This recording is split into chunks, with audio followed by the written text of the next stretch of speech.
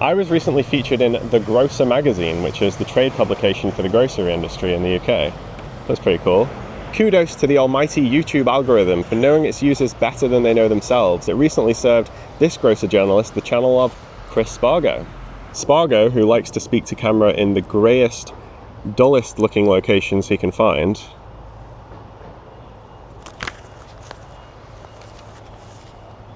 Anyway, I hope this is an example of how kind of weird my life has been over the last 6 months. At the start of the year, I decided that for 2025 I wanted to do some YouTube stuff. I had had an idea for years to do this series called The Small Questions, and I decided that this was the year I was going to do it.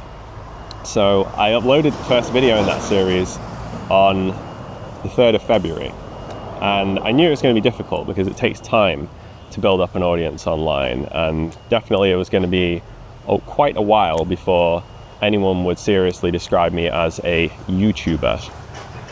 But I uploaded that video, and 9 days later I appeared on BBC Look North with the caption, Chris Spargo, YouTuber. And since then, 3 of you have recognized me in public, and I've been in a few different newspapers. Most recently I was in the Daily Mail, who did a piece about supermarket clock towers with quotes from me. I didn't know they were doing that until I got messages from people telling me that I was in the Daily Mail today.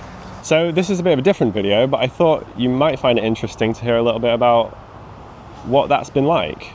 New Year 2025, I decided, New Year's resolution, I wanted to make 10 YouTube videos this year. I was going to start this series called The Small Questions, which I had been thinking about starting for years, and this was the year I was going to do it. And at the time I was working as a freelance videographer, camera operator, and audiovisual technician. But there were often periods, days, sometimes weeks, where I didn't have any work. So I thought I could use those times to work on this YouTube project, and that would be a nice little side project to do throughout the year. So as it happens, January was one of those quiet times. I didn't have much work, so I spent most of January working on my first video, which was called Why Do UK Supermarkets Have Clock Towers? At the time I did already have a YouTube channel, but I hadn't uploaded anything to it for almost 2 years. At the very start of this year I did upload a short film and a music video that I'd been working on, but those were the first things I'd uploaded for 2 years, and I knew that they weren't gonna do particularly well on the platform. My channel had 7,000 subscribers at the time, although many of those were old inactive accounts, people who had subscribed years ago and probably wouldn't even remember who I was if I did come up on their subscription feed. So I thought it would be great if by the end of this year I could double that and get to maybe 14 or 15,000 subscribers. I thought that would be really good, because that would mean that most of my subscribers were new ones, people who had actually signed up to watch this new series that I was making. So on the 3rd of February I uploaded that first video, Why Do UK Supermarkets Have Clock Towers? And in the first day or so it got about 2,000 views and about 100 new people subscribed to my channel. And I thought that was really good.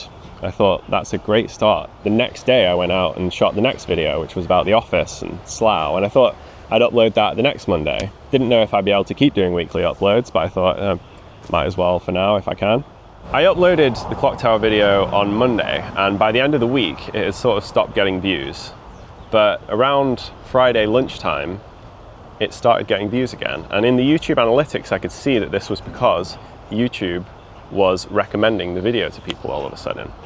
And so the views started to go up, and I remember by about 8 p.m. on Friday it had hit 10,000 views, and I thought, wow, that's really something.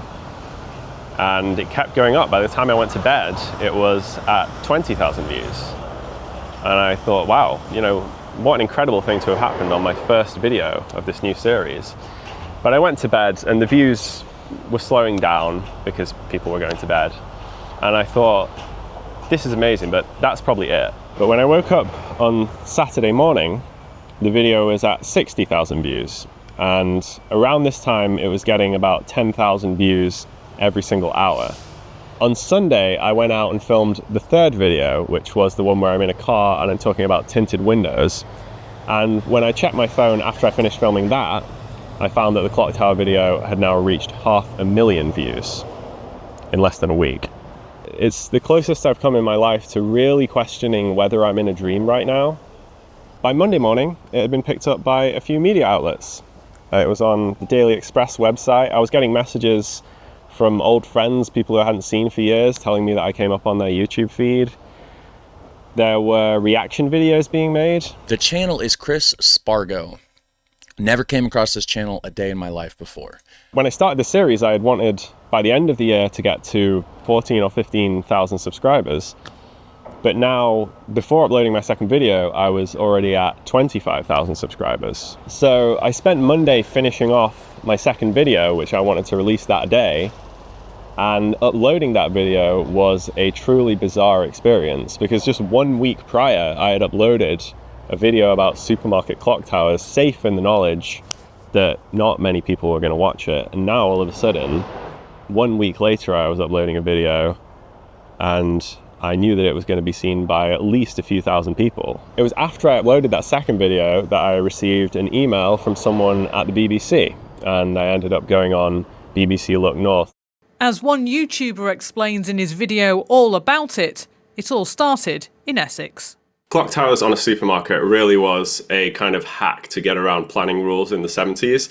In this town in Essex called South Woodham-Ferrers, there was a very strict design code that said everything that gets built here has to have specific Essex characteristics. And around this time, I decided that it didn't make sense right now to put any of my time into looking for new work, because as a freelancer, I had been spending a lot of time trying to find new people to hire me, new clients and networking and all of that. And I decided, look, I'm going to continue to work for people I've worked with previously, but for the time being, I'm going to put the rest of my time into this YouTube stuff. I wasn't ready to go full-time with YouTube yet though, because I knew that in all likelihood, that first video, although it had done insanely well, it was probably a fluke. And I had no idea where the new baseline was in terms of how many people would actually want to watch my videos going forward.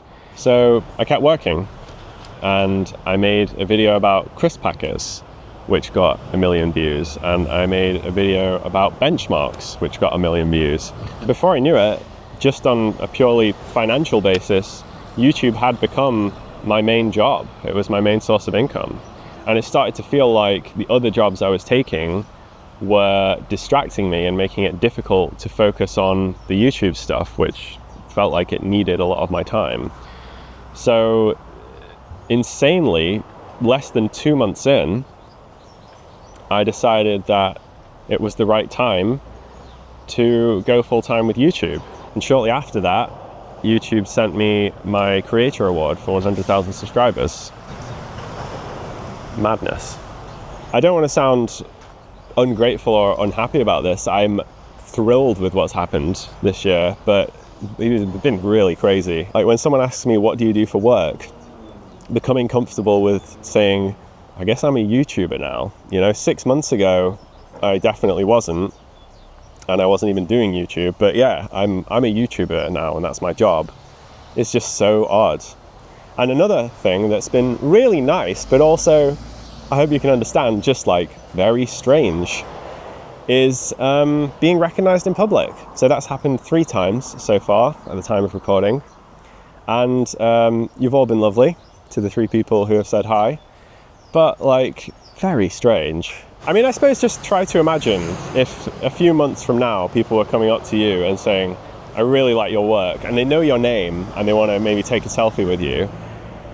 That'd be really nice, right? But it would also be pretty odd. Yeah, feel free to say hi if you do see me out and about. It's quite nice, to be honest. Although there's probably better ways to do it than others. One of the 3 people who's recognized me so far just came up to me and just said, Chris!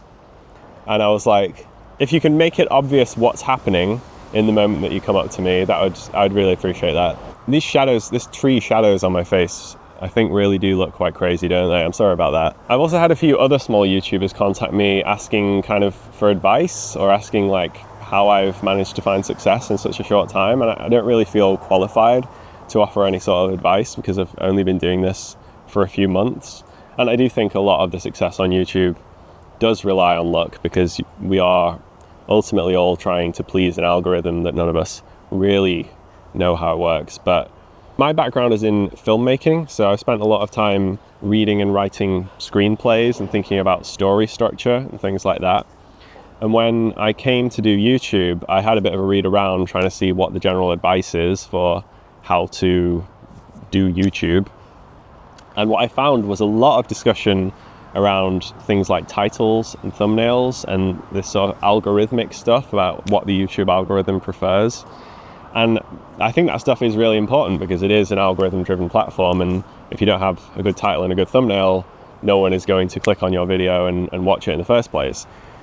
But I do think in that discussion what can get lost is just storytelling. I never saw anyone talking about the importance of story structure on YouTube.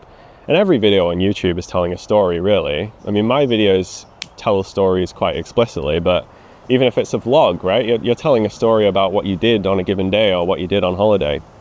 Or if it's a gaming video, you're telling a story about what happened when you played a certain video game. Because you've got to remember that the whole point of the YouTube algorithm is it's just a way of automating the process of trying to keep you on the platform, trying to make you watch videos and watch more videos for longer and stay on YouTube. That's what the YouTube algorithm wants.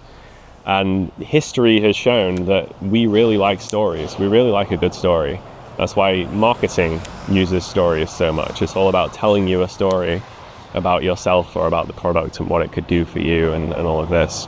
I just definitely have watched videos from small YouTubers where like the first 30 seconds has a really good hook, but then like a minute later it's kind of lost me, or I've kind of just, it's not really taking me on a journey, or I'm not really following why we're learning about a certain particular thing. And so the most helpful thing I've been able to come up with so far is that I think maybe in the YouTube world we should talk more about story structure. Another thing that's really surprised me is how you really can get people interested in just about anything if you have the right framing around it. If I came up to you and said, do you want to learn about the history of Ordnance Survey benchmark symbols? Probably not. But if I tell you there's a secret symbol that's hidden on walls all over the UK, apparently at least 1 million people do want to hear about that.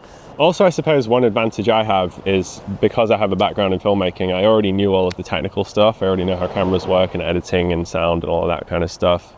I've definitely made a conscious decision to jettison a lot of that stuff. Like, I'm not using big fancy cameras. I'm not trying to make things visually look good, because when I make these YouTube videos, I have about 60 different things going through my head. Like right now, I'm trying to think about what I'm saying to you, while also there's a lorry driving past, and also my face is getting hit by all this sunlight, and also is the microphone working and all of this kind of stuff. So I've made decisions to neglect certain parts of the production, I suppose, although on YouTube that kind of works anyway, because people expect the things to look like YouTube videos. They're not supposed to look like Hollywood movies. I moved the camera because the shadows on my face really were quite strange, but I suppose that's an example of how I've learned a lot and I'm still learning a lot. And even just speaking to a camera in public and having the shot actually look nice, and all of the other technical things that need to happen while also saying the stuff I need to say to you has been a hell of a thing to learn. And I still have loads of stuff to learn. There's loads of business admin stuff behind the scenes that go with going into this as a job. Anyway, I just thought it might be nice to share with you a little bit about what these last 6 months have been like for me. I've loved it. There's been some stressful times. It's been a bit overwhelming, but overall, I mean, just what an amazing 6 months. And thank you for watching. And I'm gonna keep making hopefully interesting stuff for you. Some of it might not be interesting, some of it might be a bit obscure and weird and boring, but I'll do my best. I better get back to my normal life of researching stuff to tell you about. But I have no idea why there's a bench here, by the way. I'm literally in the middle of an industrial estate right now, and I was just driving and I saw a bench next to some containers, and I was like, that's it. At least it's not next to that noisy of a road, and there are no people walking around. So it beats most of my filming locations so far. Anyway, yeah. See you again soon.